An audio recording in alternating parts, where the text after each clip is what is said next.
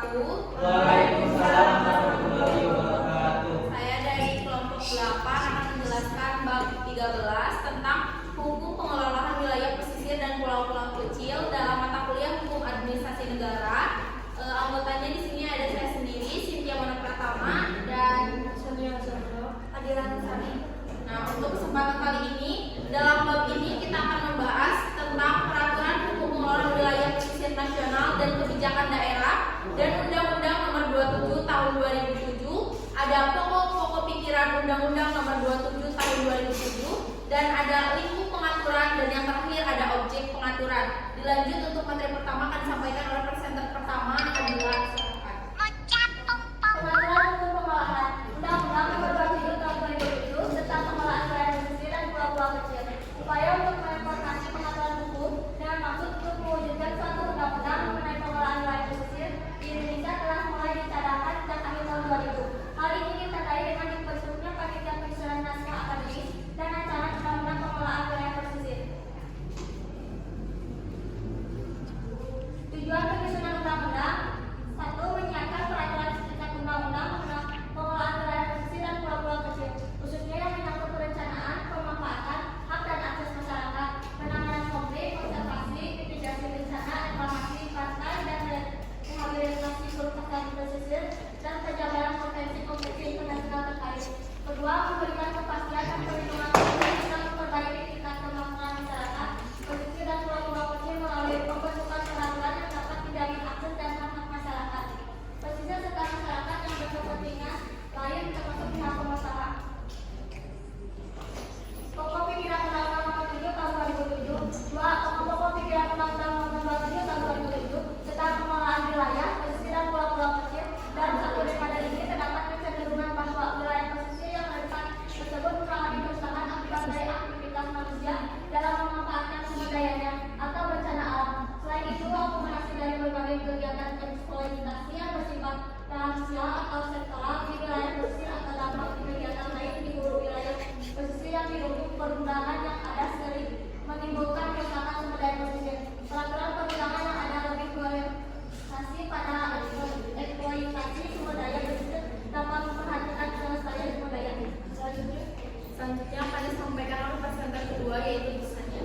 Baik, selanjutnya B. Lingkup pengaturan undang-undang pengelolaan wilayah pesisir terdiri dari 1. Perencanaan. Perencanaan diatur melalui pendekatan pengelolaan wilayah pesisir terpadu yang mengintegrasikan berbagai perencanaan yang disusun oleh sektor dan daerah sehingga terjadi keharmonisan dan saling pemanfaatannya. Pengelolaannya wilayah pesisir terpadu atau PPT merupakan pendekatan yang memberikan arah bagi pemanfaatan sumber daya pesisir. Selanjutnya, pengelolaan wilayah pesisir dilaksanakan secara terpadu dengan mengakomodasikan berbagai kepentingan yang terpilah-pilah menjadi suatu sistem yang serasi dan saling menguntungkan, sehingga kegiatan masing-masing sektor dapat saling mengisi dan mendukung serta komplemen dengan kegiatan pengaduan daerah dan masyarakat pesisir. Selanjutnya, pengendalian atau pengawasan. Kegiatan pengawasan dan pengendalian dilakukan melalui 1.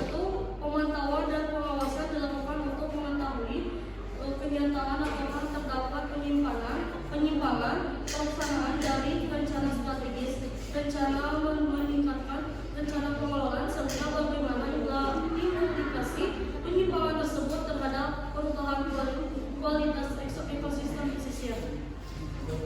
Selanjutnya, objek pengaturan.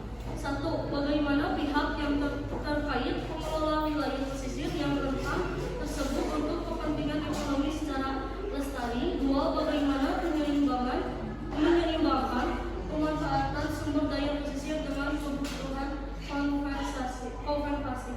3. Bagaimana penanganan wilayah pesisir yang telah mengalami kerusakan. Oke, selanjutnya ada objek pengaturan.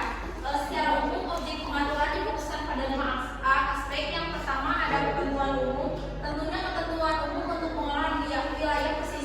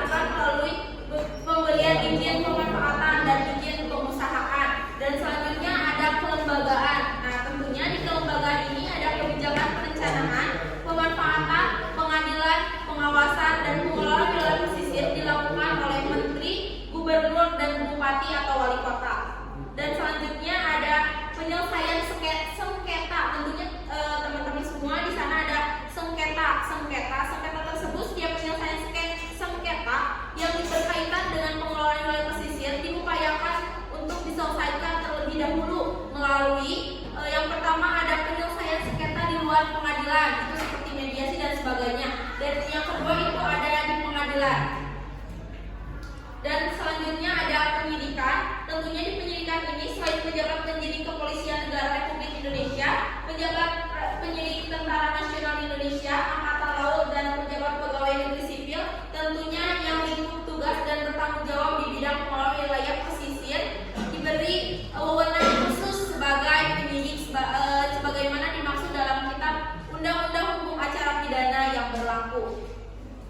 Dan tentunya teman-teman ada sanksi juga. Nah, sanksi tersebut terdiri dari sanksi administratif, perdata, atau disebut juga ganti rugi, dan sanksi pidana. Sanksi administrasi antara lain dapat berupa pencabutan izin dan denda administrasi. Dan yang ketiga ada sanksi perdata, ditetapkan berdasarkan tingkat pengerusakan sumber daya pesisir sesuai dengan ketentuan yang berlaku. Dan yang terakhir ada sanksi pidana.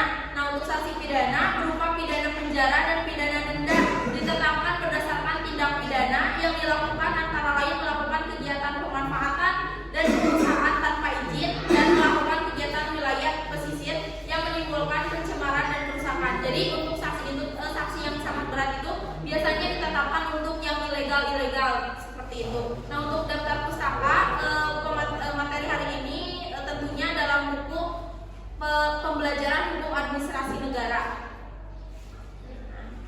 Terima kasih atas perhatiannya. Cukup sekian dari kelompok kami. Untuk pertanyaan boleh disimpan di kolom komentar. Terima kasih. Wassalamualaikum warahmatullahi wabarakatuh. Waalaikumsalam.